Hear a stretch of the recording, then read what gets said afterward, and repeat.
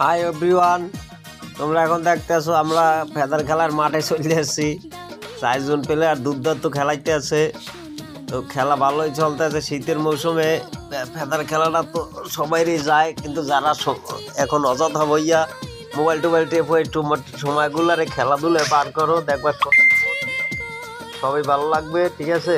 আর একটা বিশেষ কথা, আমাদের বর্তমানে দেশের যে অবস্থা, যে সবাই মোবাইল নিয়ে অনলাইন কেসিনোর উপর পড়বে থাকে, যাতে সময় যায়, পকেটে নষ্ট হয়, সংসারে অশান্তি বাজে। তো এইগুলো বাদ দিয়ে, এই বালসাল বাদ দিয়ে যদি তোমরা সবাই এরকম টাইম সময়গুলো খেলাধুলায় ব্যয় করো, অবশ্যই মন শরীর সবই ভালো লাগবে। সবাই ভালো লাগবে। অবশ্যই তোমরা এইগুলা বাদ দিয়া এই খেলার প্রতি মনোযোগ হও।